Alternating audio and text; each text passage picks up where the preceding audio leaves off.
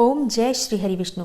जय माता दी दोस्तों, आपके अपने चैनल धर्म साधना में आपका बहुत बहुत स्वागत है। माँ भगवती दुर्गा की कृपा आप और आपके पूरे परिवार पर सदा सर्वदा बनी रहे। सनातन धर्म में देव उठनी एकादशी का बहुत अधिक महत्व माना गया है और वैसे तो प्रत्येक मास में 2 बार एकादशी आती है, एक कृष्ण पक्ष में और दूसरी एकादशी शुक्ल पक्ष में आती है। इस प्रकार से वर्ष भर में 24 एकादशी होती हैं और जब अधिक मास लगता है तब एकादशी की संख्या 26 हो जाती है। प्रत्येक एकादशी बहुत महत्वपूर्ण होती है। एकादशी की तिथि भगवान श्री हरि विष्णु को समर्पित होती है, लेकिन कुछ एकादशियां ऐसी होती हैं इनमें से जो कि बहुत अधिक पुण्य फल देने वाली होती हैं। इसी में से एक एकादशी होती है कार्तिक मास की शुक्ल पक्ष की देव उठनी एकादशी। इस एकादशी को देव प्रबोधनी एकादशी भी कहा जाता है। आज के दिन भगवान श्री हरि विष्णु 4 मास की योग निद्रा से जागृत अवस्था में आते हैं। चातुर्मास का समय समाप्त होता है और सनातन धर्म में सभी प्रकार के शुभ और मांगलिक कार्य प्रारंभ हो जाते हैं आज ही के दिन से। कार्तिक मास की शुक्ल पक्ष की देवोत्थानी एकादशी के दिन जब भगवान श्री हरि विष्णु योग निद्रा से बाहर आते हैं तो सबसे पहले अपनी प्रिया हरिवल्लभा तुलसी को ही पुकारते हैं। इसलिए भगवान श्री हरि विष्णु के शालिग्राम स्वरूप का विवाह कराया जाता है माँ तुलसी के साथ और इसी के साथ सभी प्रकार के शुभ और मांगलिक कार्यों का प्रारंभ हो जाता है। तो सनातन धर्म में ये एकादशी जो कि देव उठनी एकादशी कहलाती है बहुत महत्वपूर्ण होती है। और आप में से कुछ भक्तों के प्रश्न आए हैं कि एकादशी का व्रत हमें किस दिन धारण करना चाहिए, 4 नवंबर को एकादशी का व्रत करें या 5 नवंबर को।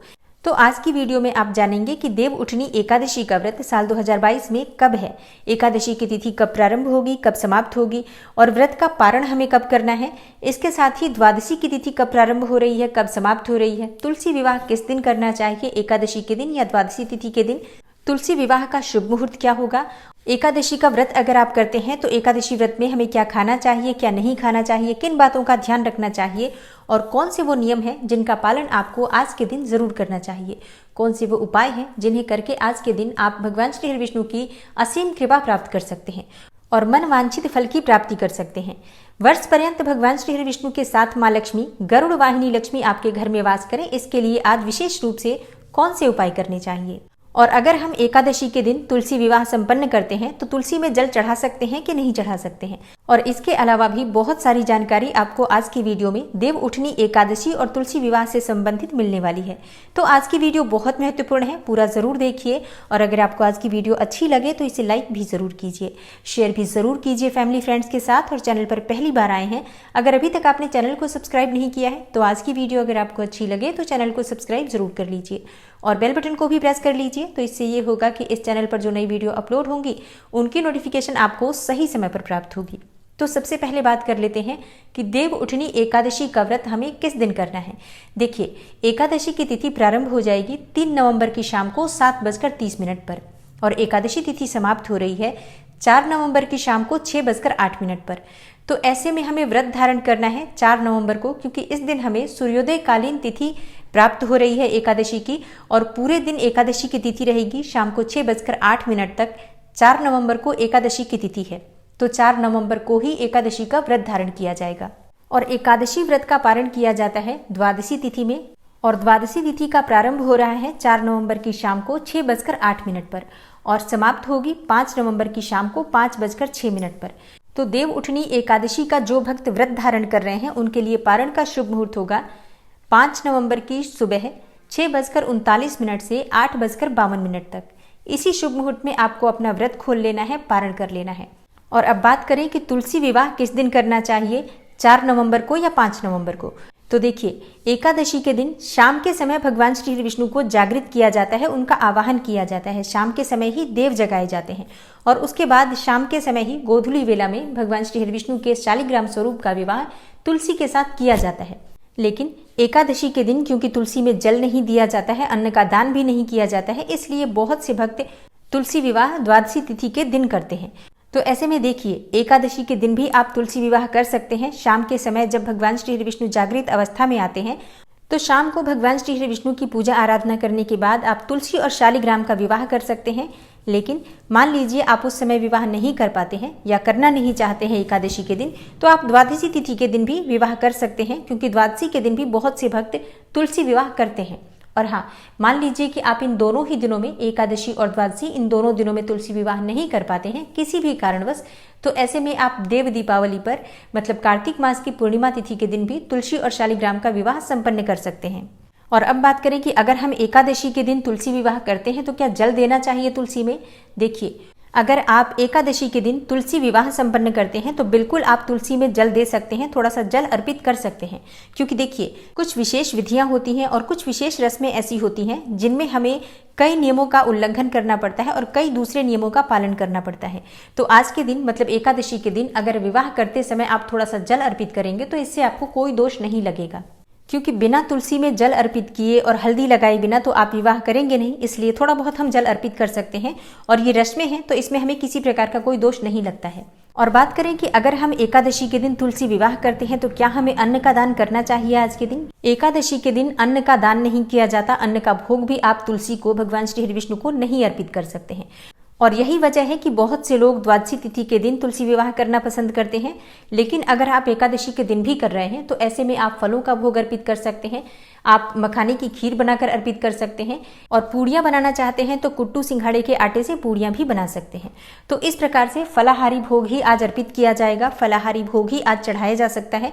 और दान भी आप फलों का आज कर सकते हैं द्वादशी तिथि के दिन, मतलब अगले दिन जब आप पारण करेंगे तो पारण से पहले आप अन्न का दान निकालकर जितना आप दान करना चाहते हैं कर सकते हैं। लेकिन आज के दिन आप किसी भी प्रकार से अन्न का दान नहीं करेंगे, इस बात का ध्यान रखिए।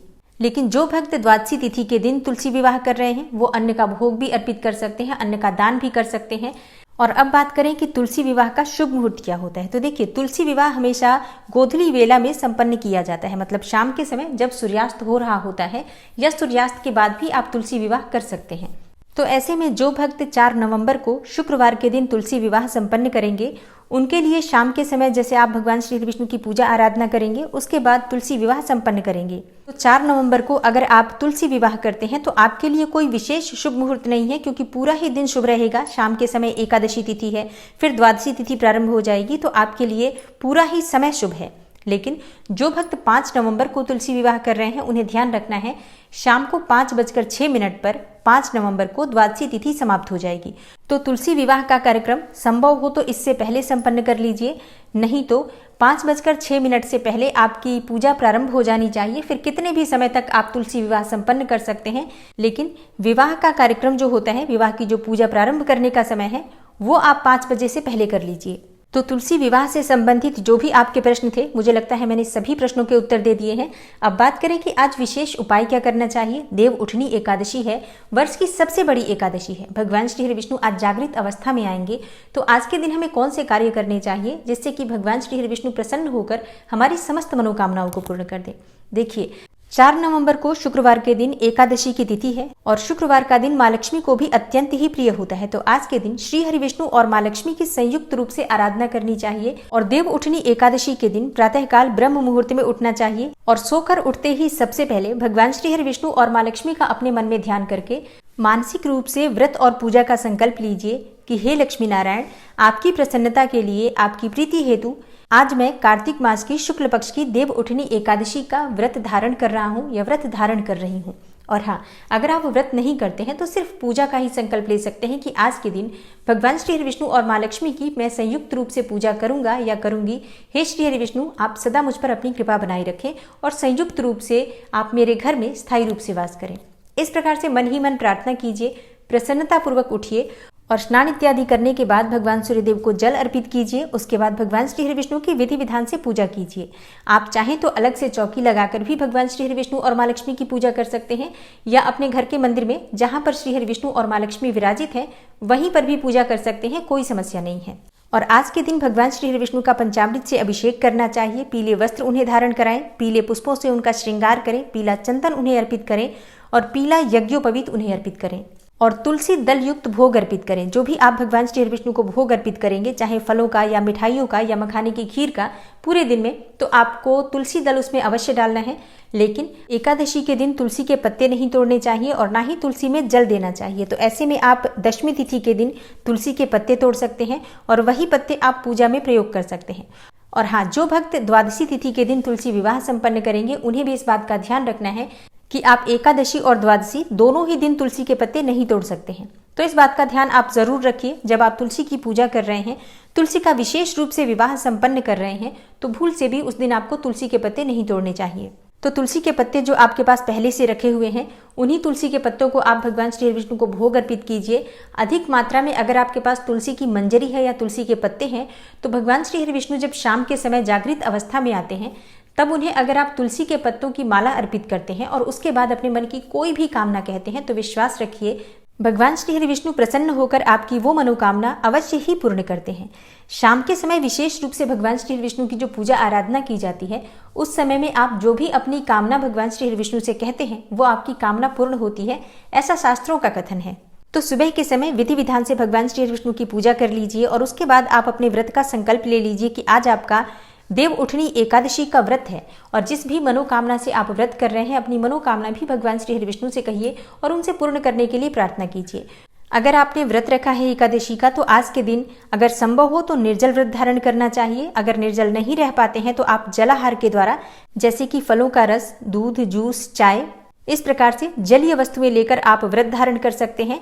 और जो भक्त निर्जल या जलाहार व्रत धारण करने में सक्षम नहीं है, उन्हें अपनी शारीरिक क्षमता के अनुसार फलों का सेवन करना चाहिए। कोई सा भी फल आप खा सकते हैं, जो भी सीजनल फ्रूट्स उपलब्ध हैं इस समय, भगवान श्री हरि विष्णु को भोग अर्पित कीजिए। उसके बाद प्रसाद स्वरूप आप उसे ग्रहण कर सकते हैं।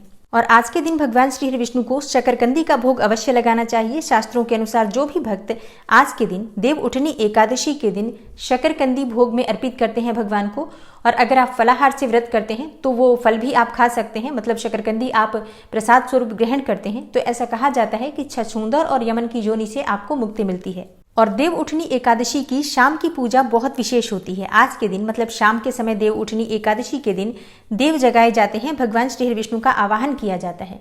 तो शाम को संध्या काल में भगवान श्री हरि विष्णु के सामने शुद्ध घी का दीपक प्रज्वलित कीजिए। उसके बाद से परिवार सहित मिलकर भगवान श्री हरि विष्णु की पूजा आराधना करनी चाहिए। माँ लक्ष्मी और श्री हरि विष्णु की संयुक्त रूप से पूजा करनी चाहिए। और हाँ, शाम को जब आप दीप इत्यादि प्रज्वलित करते हैं तो भगवान श्री हरि विष्णु का आवाहन किया जाता है। घंटा, घड़ियाल, शंख इत्यादि जो भी आपके पास उपलब्ध हो वस्तुएं, उन्हें बजाकर या शंखनाद करके भगवान श्री हरि विष्णु का आवाहन किया जाता है। और भगवान श्री हरि विष्णु का आवाहन करते समय एक विशेष प्रकार का गीत गाया जाता है। उठो देवा, बैठो देवा, अंगुरिया चटकाओ देवा, नई सूत नई कपास, देव उठाए कार्तिक मास। इस गीत के द्वारा भगवान श्री विष्णु को जगाया जाता है। उसके बाद विधि विधान से शाम के समय उनकी पूजा की जाती है, उन्हें भोग अर्पित किया जाता है। आप अपनी इच्छा के अनुसार, अपनी सामर्थ्य के अनुसार कितनी भी वस्तुओं का भोग इस समय भगवान को अर्पित कर सकते हैं। बहुत से भक्त भगवान को इस समय 56 चीजों का भोग अर्पित करते हैं, लेकिन एकादशी के दिन अन्न का भोग नहीं लगा सकते हैं, इसलिए आप फल और मिठाइयों का भोग इस समय अर्पित कर सकते हैं अपनी इच्छा के अनुसार, अपनी सामर्थ्य के अनुसार। आज के दिन विशेष भोग होता है सिंघाड़े का, आंवले का, और इसके अलावा आप गन्ने का भोग अर्पित कर सकते हैं, मूली का भोग अर्पित कर सकते हैं। शकरकंदी जरूर होनी चाहिए। पंचामृत भगवान को बहुत प्रिय है, तो पंचामृत भी होना चाहिए। और संभव हो तो मखाने की खीर भी बना लीजिए और उसमें केसर डालकर, तुलसी दल डालकर भगवान श्री विष्णु को अर्पित करना चाहिए। तो विधि विधान से भगवान श्री विष्णु की पूजा करें, उनकी आरती करें और विष्णु सहस्त्र नाम का पाठ आज के दिन सुबह शाम दोनों समय करना चाहिए। शास्त्रों के अनुसार रात्रि जागरण का विधान है, तो आपके पास जितना भी समय हो, जितना भी समय तक आप जाग सकते हैं, जाग कर भगवान श्री विष्णु के नाम का, मंत्र का स्मरण करना चाहिए। और अगले दिन सुबह उठकर स्नान इत्यादि करके साफ स्वच्छ वस्त्र धारण करें, भगवान श्री विष्णु की पूजा करें, सूर्यदेव को जल अर्पित करें और उसके बाद शुभ मुहूर्त में सात्विक भोजन करके अपना व्रत खोलना चाहिए। और एकादशी व्रत का पारण हमेशा शुद्ध और सात्विक भोजन से करना चाहिए। भोजन में आपको किसी भी प्रकार से तामसिक चीजों जैसे लहसुन, प्याज, मसूर की दाल, मूली, टमाटर, बैंगन, इन चीजों का प्रयोग नहीं करना चाहिए। और एकादशी का व्रत खोलते समय सबसे पहले भगवान श्री हरि विष्णु का चरणामृत ग्रहण करना चाहिए। उसके बाद जो भी शुद्ध सात्विक भोजन आपने घर में बना रखा है, जैसे कि दाल, रोटी, सब्जी या सिर्फ रोटी सब्जी खाकर भी आप अपना व्रत खोल सकते हैं। बहुत से स्थानों पर चावल खाकर भी ये व्रत खोला जाता है, तो जैसे भी आपके यहाँ होता है आप उसी प्रकार से नियम का पालन कर सकते हैं।